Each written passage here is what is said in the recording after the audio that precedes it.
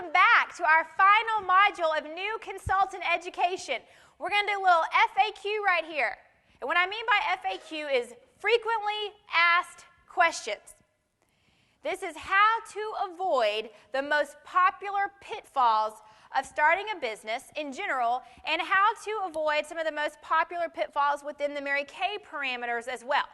And what I thought I was going to do, to really design and write out and create this last module for our new consultants, I actually polled the Lamar area sales directors. And I had them turn into me the most recurring obstacles that they either experienced themselves or that their own consultants experienced in working their business. And we compiled all of those together, and what I found was 5 major stumbling blocks.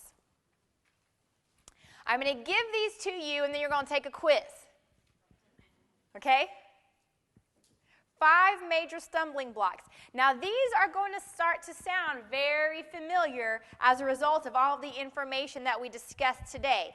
But I believe that taking a quiz will help you internalize this more than just hearing more information. Okay?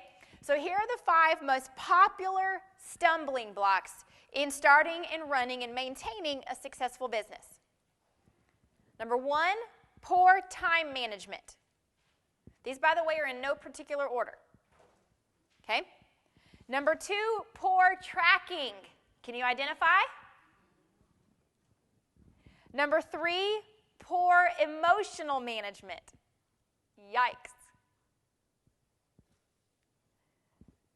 By the way, if you struggle with emotional management, listen to the Digging Deeper CDs. We cover it at length in that department. Women especially are more prone to the emotional lags, the emotional cycles, and it's not just hormonal, okay? So make sure that you learn how to manage your emotions. So pitfall number 1, poor time management. Pitfall number 2, poor tracking. Pitfall number 3, poor emotional management. Stumbling block number 4, poor skill management. In other words, we never took time to prepare.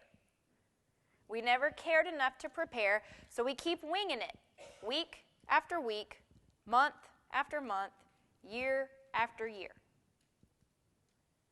And then number 5 is slipping out of business mentality.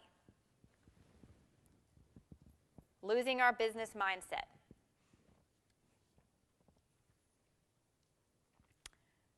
Okay, you got all 5? Time management, emotional management, skill management. We didn't care enough to prepare. What's number 4? Tracking, thank you, and slipping out of business mentality. Okay, now once you know these 5 major pitfalls, the 5 major stumbling blocks, here comes your quiz. Okay, it's a verbal quiz. So you're going to holler these back at me, but I want you to write them down as we holler them out together. Okay? I'm going to give you 10 different examples of mud puddles that you could fall into. And you're going to tell me which one of the stumbling blocks caused the slip. You with me? Okay. These are all the different things that my director said they experienced themselves or that their consultants struggle with perpetually, and they are all as a side effect of one of those top 5 stumbling blocks. Okay? First one is a lack of clarity on our goals. We don't know what we want. That's right. A lack of business mentality. What's step number 1 in thinking like a business? Identify your goals. Know what you want. Okay? Because that's what gives you your hunger. That's what gives you your drive for your business, is you have a reason to get out of bed and go to work every morning. Okay, second example. Someone who just keeps trying to take orders and can't figure out why they're not getting anywhere with their business. I've called everybody I know.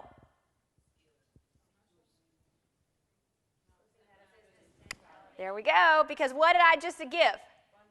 I just gave fundraiser mentality. So if you feel like you're stuck there, It's a lack of business mentality. But you are seeing how they're all very closely correlated, because you can skip from one to the next because they're all woven in there together, okay? So if you're trying to treat your business like a fundraiser, it's because we've slipped out of, or we've never been aware of, business mentality in the first place.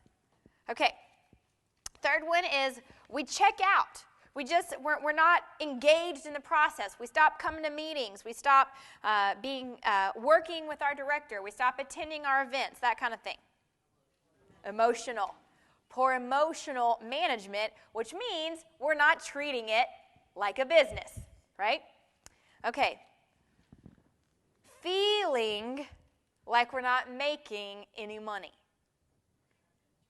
You got it. Poor tracking, which leads to emotions. Okay, a feeling is an emotion, right? But it's poor tracking that, we're selling lots of stuff, but we don't know where our money's going. Okay, it's a tracking thing. Number 5, gosh, I feel like I never got off to the right start. Skill? Time? Business mentality. Business mentality. Now again, all these overlap, so I think all of your answers are correct. But if we don't start off treating it like a business, we're not going to take those first steps that are necessary to get us on the right track to begin with. Okay. Feeling, yikes, like you're running out of friends, families, prospects, people, power stop. Poor skills. Poor skill management.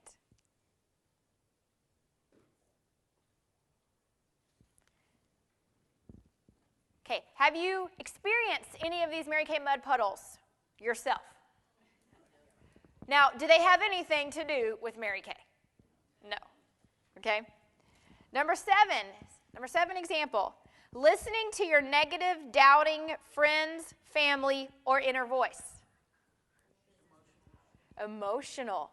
Both, okay? But emotional right there, because what you're doing is you're letting your committee vote on your life, right? So poor emotional management leads to the lack of business mentality. Did somebody say business mentality on this one? Very closely correlated, okay? Number 8, not trusting your leader and following her lead.